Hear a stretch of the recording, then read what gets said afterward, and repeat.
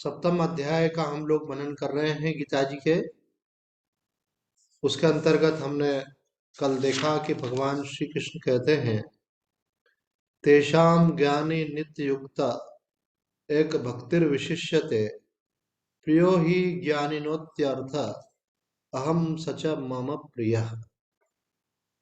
उन चार भक्तों में मुझ में निरंतर लगा हुआ अनन्य भक्ति वाला ज्ञानी अर्थात प्रेमी भक्त श्रेष्ठ है, क्योंकि ज्ञानी भक्त को मैं अत्यंत प्रिय हूँ और वह मुझे अत्यंत प्रिय है।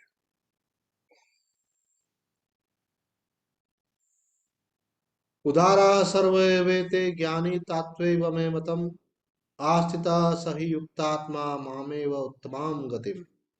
पहले कहे हुए सबके सब चारों ही भक्त बड़े उदार अर्थात श्रेष्ठ भाव वाले हैं, परंतु ज्ञानी अर्थात प्रेमी तो मेरा स्वरूप ही है, ऐसा मेरा मत है। कारण कि वह मुझसे भिन्न अभिन्न है और जिससे श्रेष्ठ दूसरी कोई गति नहीं है, ऐसे मुझ में दृढ़ स्थित है। यहाँ स्वामी जी ने ज्ञानी भक्त के साथ में ब्रैकेट में कहा है प्रेमी भक्त। तो तीन की बात तो हो ही चुकी थी कि जो आर्त है, अर्थार्थी है और जिज्ञासु है। लेकिन ज्ञानी के लिए स्वामी जी कहते हैं ज्ञानी जो है प्रेमी भक्त है, क्योंकि प्रेम में भी अनन्यता का, अभिन्नता का अनुभव हो जाता है। लेकिन यह है भक्ति मार्ग से, और ज्ञान मार्ग से अनुभव जो होता है उसमें भी भगवान से अभिन्नता का अनुभव होता है, एक शुद्ध चेतना का अनुभव होता है। लेकिन वहां प्रेमी शब्द का प्रयोग नहीं किया जाता है, क्योंकि सबका निषेध करते हुए निराकार तत्व के साथ एकत्व की बात कही जाती है। लेकिन रमन महर्षि जी इस बात को स्वीकार करते हैं कि आप चाहे तो भक्ति मार्ग के द्वारा अपने इष्ट के प्रेम में अपने अहंकार को उनमें विलीन कर दें, तब भी आप उसी एक तत्व का अनुभव करते हैं। और ज्ञान मार्ग के द्वारा सबका निषेध करते हुए, मैं शरीर नहीं हूँ, मैं मन नहीं हूँ, मैं प्राण नहीं हूँ, अथवा मैं अन्नमय कोश नहीं हूँ, मैं मनोमय कोश नहीं हूँ, मैं प्राणमय कोश नहीं हूँ, मैं विज्ञानमय कोश नहीं हूँ, और अंत में मैं आनंदमय कोश भी नहीं हूँ, और इन सब से जो परे मैं सच्चिदानंद स्वरूप आत्मा हूँ, वह सर्वव्यापक सच्चिदानंद स्वरूप परमात्मा से अभिन्न है, ऐसा करके उसमें स्थिति होना, ये निषेध का मार्ग है। और भक्ति का मार्ग में निषेध नहीं करते हैं, वहां केवल सीधा भगवान से प्रेम का मार्ग है। देह का तो निषेध होता ही है, वहां भी देह भाव से उठ करके हम भगवान से प्रेम करते हैं। जब तक जीव देह भाव से जुड़ा रहता है तब तक उसका प्रेम संसार की तरफ जाता है, और जब देह भाव का त्याग करता है तो उसका प्रेम भगवान से होता है। तो वो भगवान के प्रेम में वो उसका हम विलीन हो जाता है। ये दो ही मार्ग है, यहाँ तो भगवान से प्रेम करें और यहाँ सबका निषेध करते हुए अपनी आत्मा में स्थित हो जाए। ऐसी कथा आती है कि एक बार जब भगवान श्री राम को वनवास हुआ तो भरत जी जो है बहुत व्याकुल हुए। जब उन्हें पता चला, उन्होंने कहा नहीं, मैं तो प्रभु को वापस लेकर आऊंगा और वही राज करेंगे, मैं किसी प्रकार से इस योग्य नहीं हूँ। और वो माताओं को, गुरुओं को उन्होंने मना लिया और सारी प्रजा के साथ, सेना के साथ, वो सेना की एक टुकड़ी साथ चली, क्योंकि माताएं थी, उनकी सुरक्षा भी आवश्यक है, प्रजा थी, उनकी सुरक्षा आवश्यक है। तो गुरुजन, माताएं, सेना की एक छोटी टुकड़ी और प्रजाजन सब जो है प्रभु श्री राम को मनाने के लिए निकल पड़े। जब इस प्रकार की इतनी बड़ी संख्या प्रभु को मनाने के लिए निकली और निषाद के राज्य के पास जब वो पहुंचने लगे, तो निषाद राज को मालूम पड़ा वो तो प्रभु श्री राम के परम भक्त थे। तो उन्होंने अपने सभी सैनिकों को कहा कि मुझे ऐसी आशंका हो रही है कि प्रभु श्री राम को उन्होंने राजपद से तो च्युत कर दिया, अब ये भरत जो हैं उन पर आक्रमण करने के लिए जा रहे हैं, असहाय जान करके, ताकि वापस कभी ये राज्य में लौट ना सके, अर्थात निष्कंटक आजीवन राज्य मुझे प्राप्त हो जाए।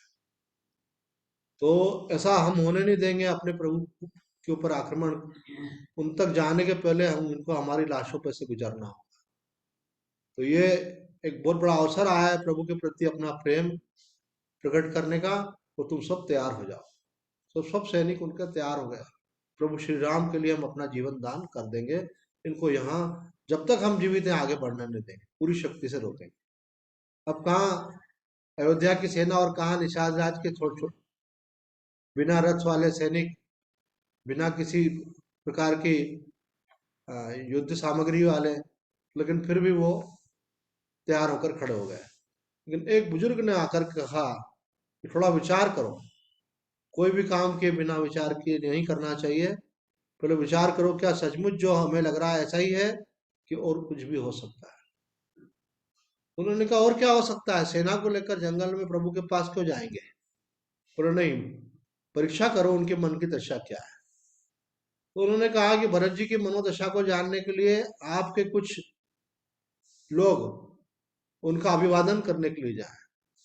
उसमें 3 प्रकार का भोजन ले जाया जाए, एक सात्विक भोजन, एक राजसिक भोजन, एक तामसिक भोजन। अगर वो राजसिक या तामसिक वृत्ति से युद्ध करने के लिए जा रहे होंगे प्रभु से, तो उनकी मनोदशा वैसी होगी और उनको भोजन भी वैसा ही प्रिय लगेगा। और अगर उनकी वैसी दशा नहीं होगी और वो शांत चित्त होकर के प्रभु से मिलने जा रहे होंगे, तो वो सात्विक भोजन आतिथ्य के रूप में स्वीकार करेंगे।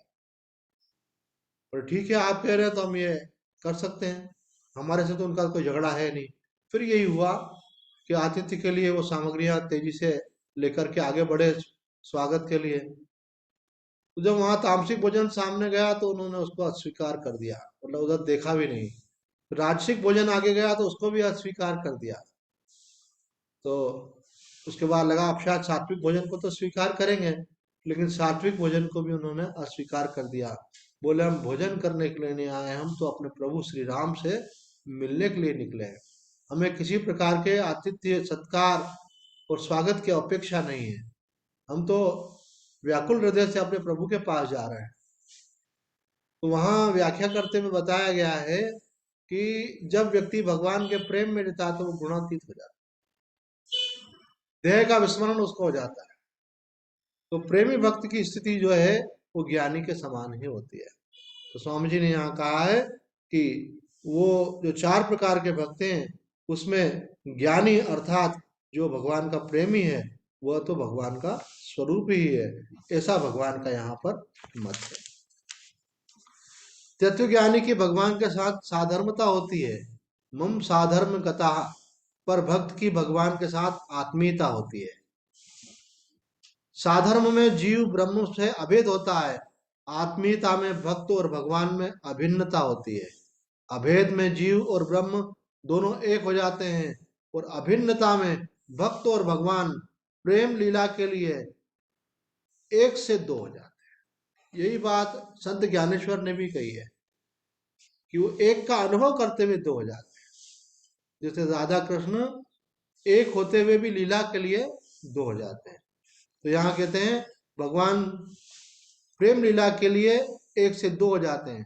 तत्वज्ञानी में तो फिर भी एक सूक्ष्म ये भाव रहता है कि मैं ब्रह्म हूँ, लेकिन भक्त में तो इसका भी ये भी निवृत्त हो जाता है, मैं नहीं हूँ का भाव रहता है, आई एम नॉट। उसमें था मैं ब्रह्म हूँ। तो वो अंतिम अहम ब्रह्म में लीन होने के अंतिम समय तक भी रहता है, लेकिन भक्त का अहम तो आरंभ से ही मिटने लगता है कि मैं नहीं हूँ। इसलिए ज्ञान मार्ग में पूर्णता होने के पहले तक सूक्ष्म अहम रहता है, लेकिन भक्ति मार्ग में वो भी नहीं रहता है। यही स्वामी जी यहाँ बता रहे, भक्त में अहम का सर्वथा नाश हो जाता है। इसलिए भगवान कहते हैं ज्ञानी तात्वैव में मतम, अर्थात भक्ति मार्ग से जो प्रेमी होकर के भगवान में एक हुआ है उसका अहम सर्वथा लीन होकर के भगवान उसको सबसे अपना प्रिय बतला रहे हैं। अगले श्लोक में भगवान बतलाते हैं बहुनाम जन्म नाम अंते ज्ञानवान माम प्रपद्यते वासुदेव सर्वमिति स महात्मा सुदुर्लभ। ये गीता जी का एक विशेष श्लोक है जिसमें भगवान ने बताया कि भाई संसार में कई लोग हैं, कई प्रकार के साधक हैं, लेकिन आध्यात्म में उच्चतम स्थिति किसकी है, भगवान कहते सब आध्यात्म में सबसे ऊंची स्थिति उसकी है कि जो केवल इतना ही अनुभव नहीं करता कि मैं सब शरीर मन आदि से अलग चैतन्य आत्मा हूँ, बल्कि ऐसा अनुभव करता है कि सर्वत्र एक परमात्मा ही परम, वासुदेव सर्वम। ये वासुदेव सर्वम की स्थिति को सर्वश्रेष्ठ स्थिति माना गया है। जो कण कण में परमात्मा का दर्शन करे, जो अंदर बाहर सर्वत्र परमात्मा का दर्शन करे, बहुत जन्मों के अंतिम जन्म में अर्थात मनुष्य जन्म में सब कुछ परमात्मा ही है, इस प्रकार जो ज्ञानवान मेरे शरण हो जाता है वह महात्मा अत्यंत दुर्लभ है। स्वामी जी कहते हैं साधक पहले परमात्मा को दूर देखता है, फिर समीप देखता है, फिर अपने में देखता है और फिर केवल परमात्मा को ही देखता है। ये क्रम विकास है। तो साधारण मनुष्य का सोचता है कि वो परमात्मा जिसने सृष्टि रची है, तो मानो दूर देखता है उनको कि वो कहीं बैठा है और वहां से वो हमारा संचालन कर रहा है, हमारा पालन कर रहा है। तो पहले दूर देखता है, फिर भगवान से प्रेम बढ़ने पर उसको लगता है कि ऐसा लगता है भगवान मेरे अंग संग हैं, आसपास ही हैं, उनकी निकटता का अनुभव करता है। फिर साधना करते करते ध्यान में फिर वो उसको ऐसा अनुभव होता है कि परमात्मा तो मेरे अंदर ही है, आत्मा रूप से परमात्मा ही है। शास्त्र भी बोलता है कि जो आपको ये अनुभव हो रहा है मैं हूँ। देखो हर व्यक्ति का नाम अलग अलग है, लेकिन हर व्यक्ति क्या बोलता है मैं हूँ। तो वो मैं के रूप में कौन है, बोले परमात्मा ही है। ये वेदांत में भी कहा जाता है। महर्षि जी कहते हैं कि सबसे पहले भगवान का क्या नाम हुआ, बोले I am is the first name of God. ये जो हम बोलते हैं ना मैं हूँ, ये मैं के रूप में परमात्मा ही है। लेकिन क्या होता है, ये मैं जब देह से मिल जाता है तो वो देहात्म भाव हो जाता है। शुद्ध में का अनुभव कैसे होता है, जब गहरी निद्रा से व्यक्ति उठता है तो उसको अपने होने का अनुभव, लेकिन अपने होने का अनुभव तुरंत ही फिर जीव भाव से जुड़ करके फिर व्यक्ति को ऐसा अनुभव होता है कि मैं एक व्यक्ति हूँ, सीमित भाव में आ जाता है। जैसे अपने को एक सीमित भाव में अनुभव करता है, तो मैं का अनुभव होने से यह वह इसका अनुभव होने लगता है कि मैं ये बैठा हूँ, तुम यहाँ खड़े हो, यह वस्तु यहाँ रखी है। तो मैं तू यह वह का अनुभव कब होता है, जब सीमित मैं में आते हैं। उसके पहले जब शुद्ध अहम में रहते हैं, इसलिए अहम भी दो प्रकार का है, शुद्ध अहम और एक सीमित अहम। हमने कहा था नवरात्रि पे आप लोग बताइएगा, तो एक बहन ने ऐसा लिख करके भेजा कि मैं चाहती हूँ जब भी मेरे अंदर से मैं निकले तो आत्मा की ही मैं निकले, देह की मैं नहीं निकले। इसको देखो, एक अर्थ ठीक नहीं है, एक अर्थ सही है। एक अर्थ ठीक कौन सा नहीं है कि गीता जी में बताया भगवान ने, ये देह का जो अहम है ये प्रकृति का अहम है, और आप इसे तादात्म्य नहीं करिए, आप इसके साक्षी रहिए। ये पहले के श्लोक में भगवान बोल रहे, परा और परा प्रकृति के श्लोक की व्याख्या में बात बतलाई गई थी। तो आपके अंदर से मैं क्यों निकले भाई, आपके अंदर से मैं निकले ही नहीं, आप अपने आत्मा में स्थित रहो। बोले व्यवहार के लिए तो निकलेगी भाई, व्यवहार के लिए बोलना पड़ता है ना कि मैं आ रहा हूँ, मैं जा रहा हूँ। तो बोले व्यवहार के लिए जो मैं निकल रही है वो मैं निकले, लेकिन आपको इस बात की सजगता रहे कि यह मैं नहीं हूँ। थोड़ा ध्यान दें इस बात पे कि ये व्यवहार में मैं शब्द का प्रयोग तो करें, लेकिन अंदर से क्या ध्यान रखें कि ये जिस मैं का प्रयोग किया जा रहा है ये वास्तव में मैं नहीं हूँ। इस मैं का संबंध किससे है, शरीर से है, कर्मेंद्रियों से है, ज्ञानेंद्रियों से है, प्राणों से है, लेकिन मेरा इससे कोई संबंध नहीं है। जो व्यवहार में लोग बोलते हैं कि मैंने खाना खा लिया, तो खाना किसने खाया भाई, मैंने मुख के द्वारा, मन ने उसका अनुभव किया। तो स्वादेंद्रिय ने स्वाद लिया, मन ने उसका अनुभव किया, और आप क्या हो, आप साक्षी हो। लेकिन खाने की क्रिया को आप व्यवहार में क्या बोलते हो, मैंने खाना खाया, मैंने भोजन किया। तो व्यवहार में बोलना पड़ेगा मैंने भोजन किया, लेकिन अंदर आपको इस बात की सजगता रखनी है कि मैंने भोजन नहीं किया, है ना। ऐसे भगवान श्री कृष्ण भगवान श्री कृष्ण की मैया ने पकड़ लिया उनको माखन चुराते हुए। भगवान श्री कृष्ण का बड़ा प्रसिद्ध भजन है कि मैं नहीं माखन खाया। तो उसकी वेदांत में व्याख्या की जाती है कि देखो भगवान बोल रहे हैं कि मैं तो निराकार हूँ, और निराकार किसी वस्तु का भोग करता ही नहीं है। मैं निराकार हूँ, मैं निर्गुण हूँ, इसलिए मैं नहीं माखन खाया। लेकिन ध्यान भजन के अंत में जब माँ जब उनके बातों को स्वीकार कर लेती है, तो वो फिर अपना सगुण पक्ष स्वीकार करते हुए बोलते हैं कि मैंने ही माखन खायो, है ना। अनुप जलोटा जी का बड़ा सुंदर भजन है ये। पहले बोलते हैं मैं नहीं माखन खायो, फिर आखिरी में क्या बोलते हैं, मैंने ही माखन खायो। तो बोले आप स्वीकार करते हैं कि मैंने माखन खाया, कैसे खाया, बोले कि सगुण साकार रूप में, ये जो बाल लीला कर रहा हूँ इस रूप में, तो मैंने ही माखन खाया। ये भगवान की महिमा को हमको समझना है। भगवान ने कहा जन्म कर्म च मे दिव्यम एवं यो वेत्ति तत्वतः त्यक्त्वा देहम पुनर्जन्म नेति मामेति स्वर्ग। कि मेरा जन्म और कर्म दिव्य है। जो इस बात को समझ लेता है वो फिर देह का त्याग करके फिर पुनर्जन्म को प्राप्त नहीं होता। तो भगवान का जन्म कर्म की दिव्यता यही है कि भगवान जन्म लेते हैं लेकिन भगवान जन्म नहीं लेते हैं। भगवान कर्म करते हैं लेकिन भगवान कर्म नहीं करते हैं। तो बोले भाई जन्म कैसे लेते हैं और कैसे नहीं लेते हैं। तो बोले कि गुणों का आश्रय लेकर के, माया का आश्रय लेकर के भगवान रूप रचते हैं। इस प्रकार से भगवान जन्म लेते हैं। लेकिन भगवान अगर तत्व दृष्टि से देखें तो कोई जन्म नहीं लेते। और चूंकि भगवान देह की रचना करते हैं, माया शक्ति के द्वारा सगुण साकार हो जाते हैं, तो लीला भी करते हैं, व्यवहार भी करते हैं। लेकिन अगर तत्व दृष्टि से देखें तो भगवान कुछ भी नहीं करते हैं। तो ये भगवान की महिमा है। भगवान को समग्र रूप से जाने बिना कोई व्यक्ति भगवान को वास्तव में पूरा नहीं जानता। तभी पूरा जानता है जब उनके साकार और निराकार दोनों रूप जानता है, जब उनके लीला वाले रूप को भी जानता है और लीला करने के पहले जो वो निर्गुण निराकार रूप में रहते हैं माया से परे, उसको भी जानता है। तो यही बात कह रहे हैं कि जो व्यक्ति भगवान को समग्रता से जान लेता है वो यह जान लेता है कि वासुदेव सर्वम है। बोले वो केवल एक शरीर में ही प्रकट होते हैं, एक देह को ही धारण नहीं करते हैं, बल्कि माया शक्ति के द्वारा जितने भी नाम रूप रचे गए हैं उन सब के अंदर जो चेतना व्याप्त है वो परमात्मा की चेतना है। और उसी शुद्ध चेतना से ही नाम रूप प्रकट हुए हैं, इसलिए सब नाम रूप भी वही है। तो सर्वत्र उसको परमात्मा का अनुभव होता है। साधक पहले परमात्मा को दूर देखता है, फिर समीप देखता है, फिर अपने में देखता है, फिर केवल परमात्मा को ही देखता है। कर्मयोगी परमात्मा को समीप देखता है, ज्ञान योगी परमात्मा को अपने में देखता है, और फिर भक्ति योगी के लिए कहा है कि परमात्मा ही परमात्मा। तो ऐसा भगवान के प्रेम में डूबा है कि वो उनका तत्वता तो अनुभव कर रहा है लेकिन वो साकार का निषेध नहीं करता है। इसलिए साकार रूप में भी जितने नाम रूप हैं उन सब में परमात्मा को ही देखता है। सब कुछ परमात्मा ही है, ऐसा अनुभव करना ही असली शरणागति है। केवल शरण्य ही रह जाए, शरणागत की शरणागत कोई रहे ही नहीं। ये बात रमन महर्षि जी भी कहते हैं।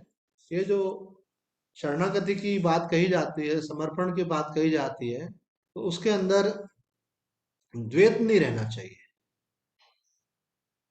हम ऐसा नहीं माने कि मैं भगवान का भक्त हूँ, मैं भगवान का सेवक हूँ, मैं भगवान का दास हूँ। ऐसा मानने वाले के रूप में जो आपने अपनी स्वतंत्र सत्ता मान रखी है, तो स्वतंत्र सत्ता जब तक है तब तक शरणागति नहीं है। पूर्ण शरणागति कब कहलाएगी, जब आपके अंदर से मैं भक्त हूँ, मैं दास हूँ, मैं सेवक हूँ, यह भाव भी आपका विलीन होकर के आप इस अनुभूति में आ जाएं कि आपको अपने होने का एक अलग अस्तित्व का अनुभव ही नहीं होगा। केवल जिसकी शरण में वही वही है। तो यही बात स्वामी जी यहाँ कह रहे हैं कि वास्तविक शरणागति क्या है, जब केवल शरण्य ही रह जाए, ऐसा अनुभव होने लगे। गीता में महात्म शब्द के केवल भक्त के लिए ही आया है। इस तरह उदारा युक्ततम सर्वविद आदि शब्द भी भक्त के लिए ही आए हैं। वासुदेव सर्वम, ये गीता का सर्वोच्च सिद्धांत।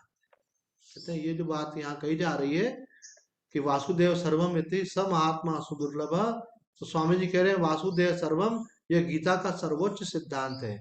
हमारी दृष्टि में सर्वम अर्थात संसार की सत्ता है, इसलिए भगवान ने हमें समझाने के लिए वासुदेव सर्वम कहा है। वास्तव में तो केवल वासुदेव ही वासुदेव है, सर्वम है ही नहीं। कारण कि असत होने से सर्वम की सत्ता विद्यमान ही नहीं है। ना सतो विद्यते भावो, ना भावो विद्यते असत। केवल सत्य वस्तु की सत्ता है और असत वस्तु का कोई अस्तित्व नहीं है। लेकिन चूंकि हम असत को देख रहे हैं इसलिए भगवान को कहना पड़ता है कि यह सब मैं ही हूँ। यही बात स्वामी रामानंद जी महाराज हमारे समझाया करते थे कि ये जो वेदांत का महावाक्य है, सर्वम खलु इदम ब्रह्म, तो बोले ये जो कुछ भी तुम नाम रूपात्मक जगत देख रहे हो, सर्वम, सब यह सब ब्रह्म ही है, ये महावाक्य में कहा गया है। लेकिन वो कहते हैं कि यह महावाक्य में कहा गया है, लेकिन अनुभूति यह नहीं है। यह जैसे ही इस वाक्य का अर्थ खुलता है और अनुभूति होती है, तो अनुभूति में सर्वम नहीं रह जाता है। सर्वम तो पहले रहता है, जैसे ही अनुभूति होती है तो केवल ब्रह्म ही ब्रह्म। यही बात अहम ब्रह्मास्मि की व्याख्या करते हुए भी कही उन्होंने, कि साधक जब तक अहम में टिका हुआ है वो ब्रह्म को अलग अनुभव करता है, अर्थात मैं शरीर मन बुद्धि आदि नहीं हूँ, पंच कोश नहीं हूँ, देह त्रय नहीं हूँ, बल्कि इनका साक्षी में हूँ, और मैं सर्वव्यापक ब्रह्म के साथ एक हूँ, मैं वही हूँ, मैं ब्रह्म हूँ। तो प्रत्येक आत्मा की ब्रह्म से एकता का अनुभव करता है, तो यह उपदेश के लिए कहा जाता है। लेकिन जैसे ही अनुभव रहता है तो वहां पे अहम नाम की कोई चीज नहीं रहती है। तो शब्द अलग है, लेकिन उनका लक्ष्यार्थ अलग है। हम ब्रह्मास्मि का लक्ष्यार्थ क्या है? वहां केवल एक ब्रह्म ही शेष रहता है। तो स्वामी जी कहते हैं अहम ब्रह्मास्मि का जिसको अनुभव होता है, तो वहां अहम का कहीं अता पता नहीं रहता है। अहम तो पहले साधक के अंदर रहता है, जब तक वो निषेध कर रहा है सब देह रहेगा तब तक भी रहता है। वह सूक्ष्म रूप से अपना स्वरूप का एक इशारा करने के लिए भी अहम भाव है कि मैं देह त्रय से परे साक्षी रूप में हूँ। लेकिन जब साक्षी की ब्रह्म से एकता होती है तो वहां ब्रह्म ही रह जाता है, मैं नाम की कोई चीज नहीं रह जाती है। वही बात यहाँ भक्ति पर भी लागू। शरणागति का भाव भी तब पूर्ण कहलाता है जब शरण का ही केवल अस्तित्व रह जाए और अपनी अहमता भक्त के सेवक के दास के किसी रूप में भी अपना अस्तित्व नहीं रह जाए। और जब आप रहे ही नहीं तो आपकी कोई इच्छा कहाँ से रह सकती है? तो महर्षि जी शरणागति के लिए दो शर्तें रखते, एक मैं नहीं रहे और मेरी कोई इच्छा नहीं रहे। इच्छा के माध्यम से मैं बना रहता है और मैं रहता है तो इच्छा करता है, इनका परस्पर संबंध है। Ego projects the desires and desires creates the ego. इसलिए अगर परमात्मा तत्व के अंदर विलीन करना है अपने आप को, सच्ची शरणागति करना है, तो उसका सबसे सीधा सरल मार्ग क्या है? कि समस्त इच्छाओं का परित्याग कर दे, कि प्रभु जो करे वो हमको स्वीकार है। बोला आपकी क्या है? केवल हमारी कोई इच्छा नहीं। वैसे इच्छा करके हम सुखी होने वाले भी नहीं है क्योंकि हम इच्छा करके गलती करेंगे, हम वो मांग लेंगे जो हमको बंधन में डालेगा, और सीमित भाव में कभी तृप्ति भी नहीं होने वाली।